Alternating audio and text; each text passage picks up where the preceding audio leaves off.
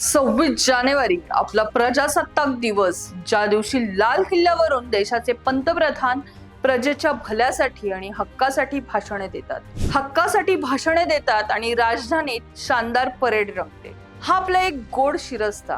पण याच दिवशी ओडिशामधील क्योंझार जिल्ह्यातील मलिपोसी गावाजवळील जंगलात एक दुर्दैवी घटनेची ठिणगी पडली. नमस्कार, मी सायली स्वामी आणि तुम्ही पाहत आहात पुणे लोक. तिथे राहणाऱ्या कालरा मुंडा या 56 वर्षीय आदिवासी महिलेचे निधन झाले. तिचा एकुलता एक मुलगाही काही वर्षांपूर्वीच मरण पावला होता. आता 50 वर्षांचा जितू मुंडा हा तिचा भाऊ, तिचा एकमेव नातलग उरला होता. आडनावावरून तुम्ही ओळखलेच असेल की हे आदिवासी भावंडे असावेत, कारण आडनावावरून जात होण्यात आपण एक्सपर्ट झालेलो आहोत आणि तो आपला हक्कच झाला आहे. अल्पकालीन आजारानंतर कालराचा मृत्यू झाला. भावाने तिचे क्रियाकर्म केले, तिचे दफन केले, पण या क्रियाकर्मात जितू जवळचे सर्व पैसे संपले. कालराने मरण्यापूर्वी त्याची एकमेव म्हैस विकून दवाखान्याचा खर्च भागवला होता. काही उरलेले 20,000 रुपये तिने बँकेत ठेवले होते, पण ती वाचली नाही. पण जेव्हा जितूला पैशांची चणचण भासू लागली तेव्हा तो ओडिशा ग्रामीण बँकेच्या शाखेत गेला. त्याने विनंती केली की बहिणीच्या खात्यातील पैसे हवे आहेत. सरकारी बाबूंनी त्याला आधी उडवून लावले. तो रोज जाऊ लागला तेव्हा ते म्हणू लागले, जा आधी बहिणीला घेऊन ये. जितू सांगायचा की ती मेली आहे. तेव्हा त्याला सुनावले गेले की माणूस मेल्याचा सरकारी कागद म्हणजेच डेथ सर्टिफिकेट घेऊन ये. अमृत काळातील तो बधीर सवाल, ज्याच्यापाशी जगण्याची कोणतीही मूलभूत साधने नाहीत, तो डेथ सर्टिफिकेट आणणार कुठून?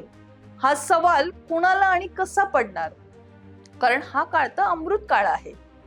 कालराने बँकेत वारसदार म्हणून नोंदवलेला मुलगाही आधीच मरण पावला होता.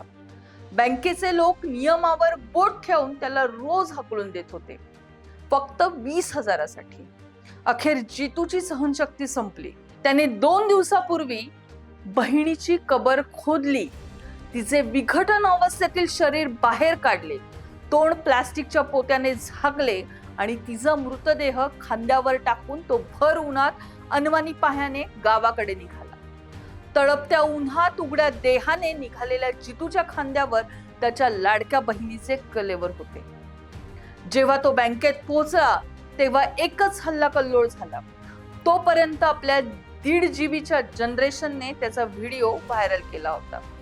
सोशल मीडियावर सरकारची पोलखोल झाली की लगेच जागी होणारी यंत्रणा इथेही जागी झाली. पोलिसांच्या उपस्थितीत कायदेशीर प्रक्रिया पूर्ण करून त्याला पैसे देण्यात आले आणि कालरा मुंडा हिला पुन्हा एकदा धरणी मायच्या कुशीत लोटण्यात आली. बाकी कोणी जीव लावो न लावो, माती कुणालाच आपल्या कुशीतून दूर लोटत नाही.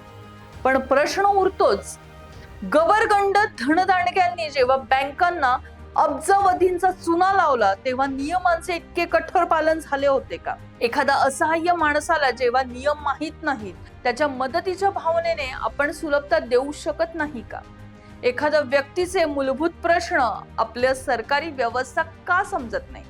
उघड्या अंगाने आपल्या बहिणीचा मृतदेह खांद्यावर टाकून अनवाणी जाणारा जितू पाहिलं की काळीज हेलावते. देशात एका बाजूला कोट्यावधींची धुळखान आणि एसीचे डिजिटल कल्चर आहे, तर दुसरीकडे ही विदारक अवस्था. माझ्या मते जितूच्या खांद्यावर त्याची बहीण नव्हती, तर प्रजासत्ताक दिनाच्या दिवशी मरण पावलेली ही दीनदुबळी गरीब भारत माताच होती. तुम्हाला काय वाटतं हा प्रकार पाहून? जे बँकेला करोडो अब्जो रुपयांची अफलातफल करून देश सोडून जातात, त्यांना प्रशासन, कायदा त्यांना मोकाट सोडून देतं आणि 10-20 हजारासाठी या गरीब लोकांना वारंवार चक्रा मारायला लावतात, त्यांना मदत करत नाहीत. काय सांगाल तुम्ही या सगळ्या प्रकरणावर?